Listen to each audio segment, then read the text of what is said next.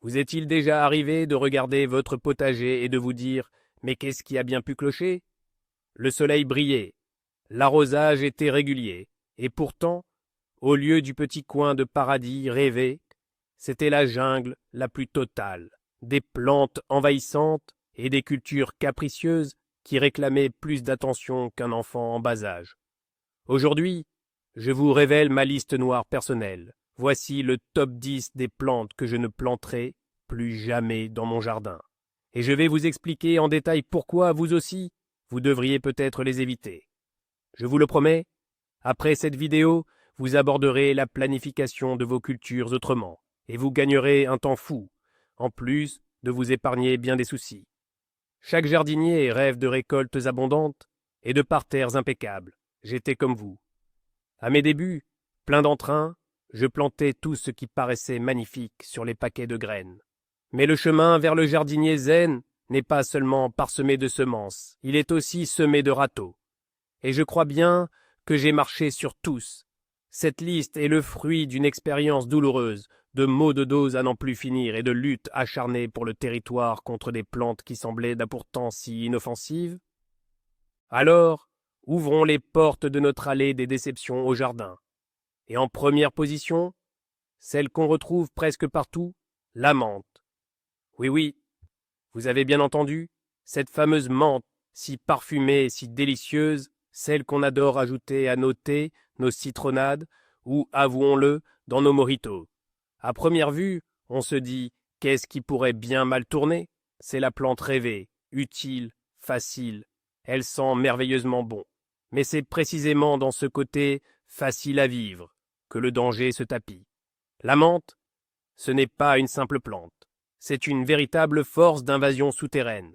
Son système racinaire, une armée d'explorateurs agressifs qui se faufilent sous terre sur des mètres à la ronde. Elles n'en ont absolument rien à faire qu'il y ait du persil ou une délicate salade sur leur chemin. Elles étouffent tout sur leur passage. Mon histoire, c'est du classique. On m'a offert un petit plant, tout mignon, je l'ai planté avec enthousiasme dans un coin de mon carré d'herbes aromatiques. Je me suis dit, chouette, tout sera à portée de main. 2 mois plus tard, j'ai constaté que la menthe pointait le bout de son nez, d'une vitalité suspecte, déjà à un bon mètre de son point de départ. Et à la fin de l'été, ce n'était plus un carré d'herbe, mais une véritable jungle de menthe. Essayer de l'arracher? Une vraie corvée de Sisyphe. On arrache un brin, et d'1 millimètre de racines oubliées dans la terre, 3 autres poussent aussitôt. Cette erreur, je ne la referai plus jamais. Si vous rêvez de menthe, plantez-la impérativement dans un grand pot profond, ou dans un contenant sans fond que vous aurez enterré. C'est le seul moyen de maîtriser cet envahisseur à l'air si innocent. Le prochain sur notre liste, c'est un vrai colosse du potager. Si la menthe dont on vient de parler est l'infanterie qui s'étale à la surface, alors le réfort, c'est les troupes de génie d'élite. Lui, il travaille en profondeur. Ah, cette racine piquante et puissante, indispensable pour les conserves maison, un assaisonnement parfait avec la viande. Mais derrière cette utilité se cache une volonté de vivre inébranlable. Sa racine, ce n'est pas un simple pivot, c'est un monstre puissant et ramifié qui plonge si profondément dans le sol qu'on aurait plus de chances d'atteindre le centre de la terre que d'en voir le bout. Le gros problème avec le réfort, c'est qu'il est impossible de s'en débarrasser. Absolument. Vous pouvez passer une demi-journée à retourner 1 mètre carré de terre, à extraire une énorme racine qui ressemble à s'y méprendre à une bûche. Mais s'il reste le moindre, le plus petit fragment dans le sol, même de la taille d'un petit doigt, alors là c'est cuit, mission ratée. L'année suivante, à cet endroit, il n'y aura pas 1, mais 3 pieds. C'est comme l'hydre mythique. On coupe une tête, il en repousse d'autres.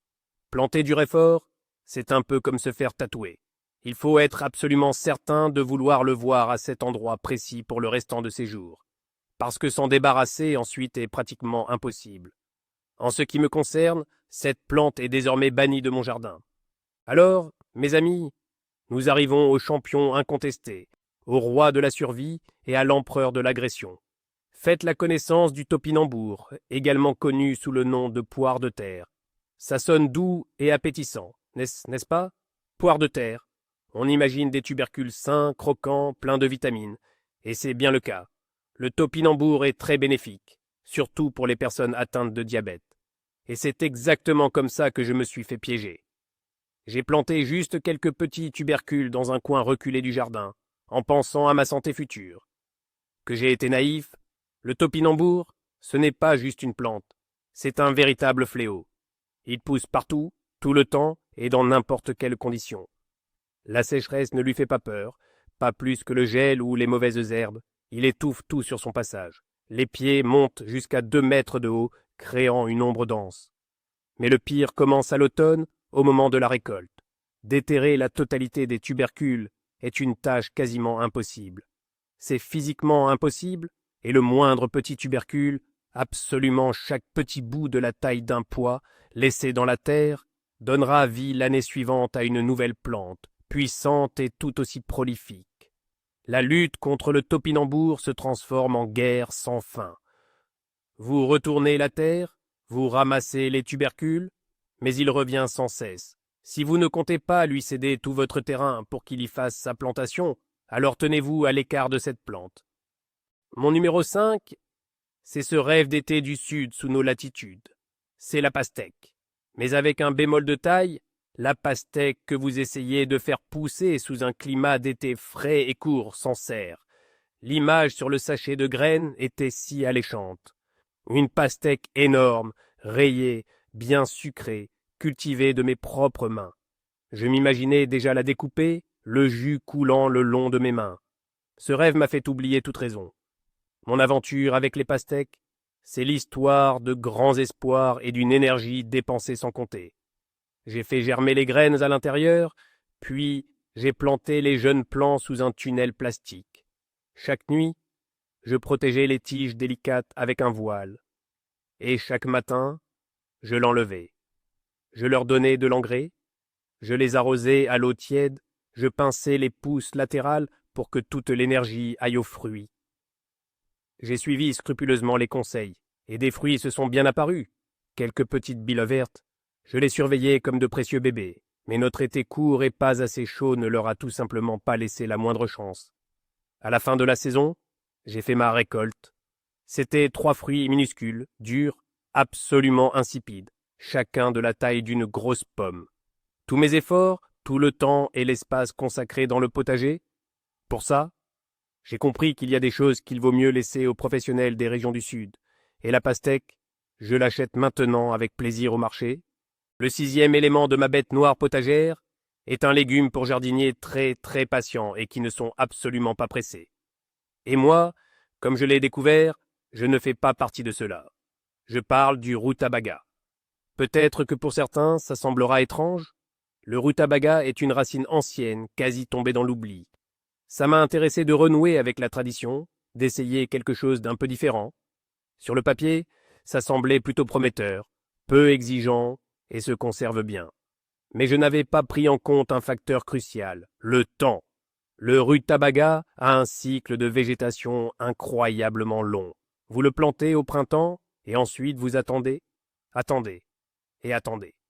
Tout l'été, il occupe la place dans le potager, nécessitant désherbage et arrosage régulier. Pendant ce même laps de temps, sur la même surface, on aurait largement le temps de faire 2 récoltes de radis, puis de semer des salades ou des carottes précoces. Et quant à l'automne, vous déterrez enfin la récolte tant attendue. Une autre surprise peut vous attendre. Disons-le franchement, le goût très spécifique du rutabaga ne plaît pas du tout à tout le monde dans ma famille. Il est assez prononcé, avec une légère amertume. Et une question légitime se pose alors. Est-ce que ça valait vraiment la peine d'attendre et d'entretenir cette plante pendant tant de mois, pour un résultat final qui n'est consommé qu'avec un enthousiasme très modéré? Pour moi, la réponse est devenue évidente. Il existe une multitude d'autres légumes bien plus rapides et plus polyvalents. Quant au rutabaga, il rejoint mes archives personnelles d'expériences potagères. Et si on parlait d'un gentil imposteur, le numéro 7, sur ma liste, est une plante qui séduit par sa beauté et son côté décoratif, mais qui est, au fond, un véritable agent double. Je veux parler du physalis. Ah, ces petites lanternes orange vif. Elles sont d'une beauté incroyable, surtout à l'automne. idéale pour embellir le jardin, parfaite pour les bouquets secs. Il y a aussi des variétés comestibles, avec des petites baies à l'intérieur qui ressemblent à de minuscules tomates. J'avais décidé de planter les deux sortes. Je me disais, ce sera beau et bon. La première année, tout a été parfait. Les plants ont bien poussé, les lanternes faisaient de mon bonheur, et les baies ont fini en confiture. J'étais pleinement satisfait. Les ennuis ont commencé l'année suivante. Au printemps, j'ai constaté avec stupeur l'apparition de pousses de physalis. Partout. Littéralement dans tout le potager. Dans la rangée de carottes, au milieu des fraisiers, près de l'allée, et même dans mon parterre de roses. J'ai compris alors que le physalis est un maître de la propagation spontanée. Chaque lanterne tombée au sol, chaque baie oubliée ou lâchée par les oiseaux se transforme en source de nouveaux plants. Et attention, ce ne sont pas de petites pousses délicates faciles à arracher. Non, ce sont de vraies mauvaises herbes, robustes, avec un système racinaire puissant. Mon jardin s'est vite transformé en champ de bataille contre cet envahisseur orange. Aujourd'hui, je me contente d'admirer les lanternes du physalis dans les jardins des voisins, ou sur des photos.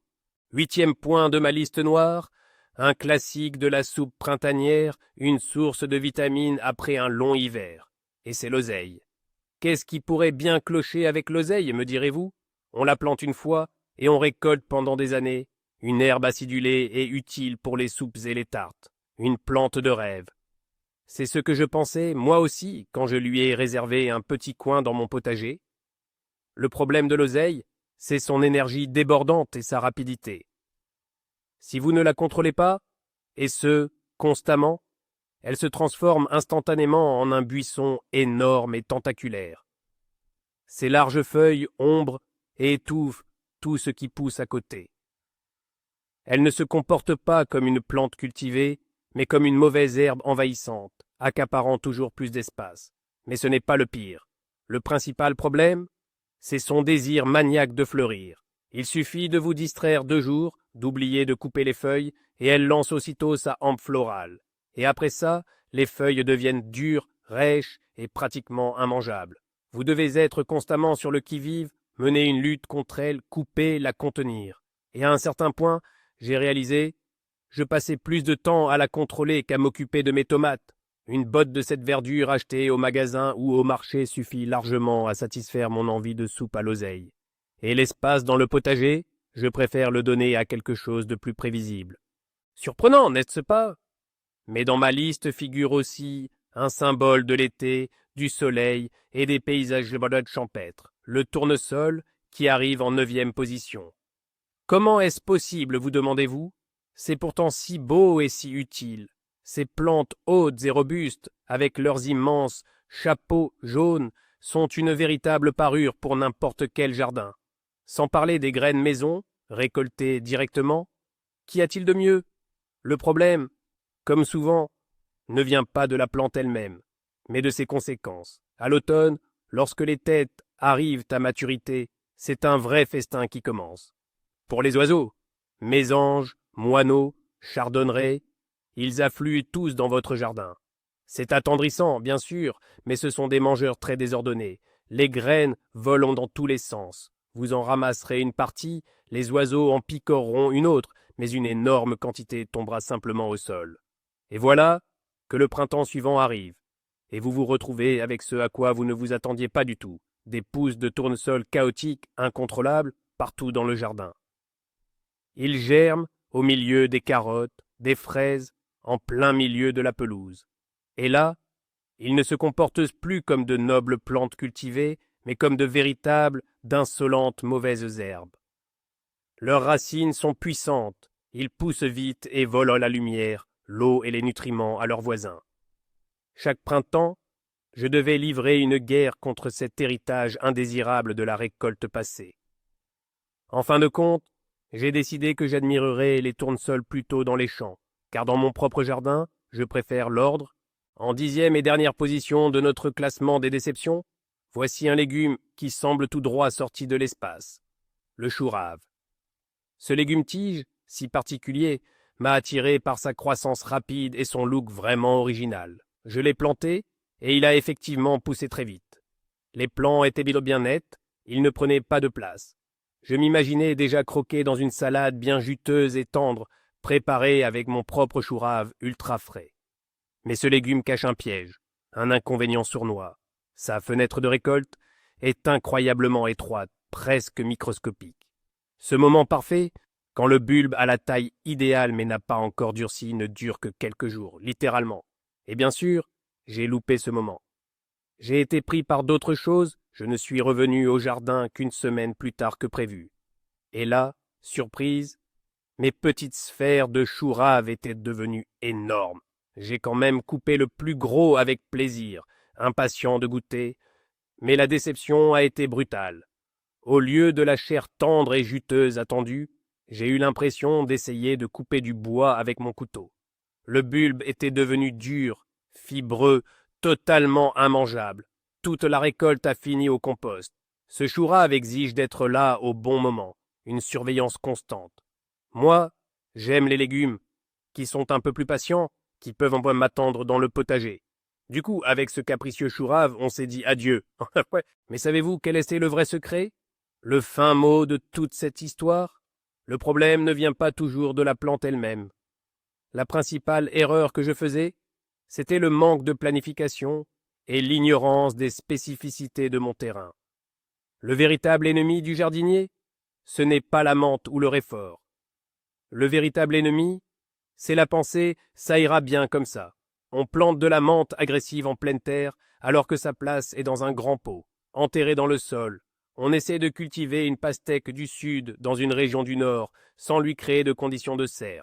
On dédie un petit coin au maïs où il ne peut physiquement pas être pollinisé correctement. On a la flemme de récolter le chou rave à temps. La principale chose que j'ai cessé de planter dans mon potager, c'est l'illusion d'un jardin parfait sans connaissance, sans erreur et sans planification minutieuse. Donc, ma liste noire n'est pas un jugement sur ces plantes, mais plutôt un rappel. Un rappel qu'il faut aborder toute tâche, même la plus simple comme planter, avec réflexion et intelligence. Merci d'avoir regardé cette vidéo jusqu'au bout. Si ça vous a été utile, ou si vous vous êtes reconnu dans mes erreurs, mettez un pouce bleu et abonnez-vous à la chaîne pour ne pas manquer les prochaines histoires de jardinage. Et maintenant, une question pour vous. Quelle plante ne replanterez-vous plus jamais dans votre jardin et pourquoi? Racontez votre histoire dans les commentaires, ça m'intéressera beaucoup de vous lire, ainsi que les autres spectateurs.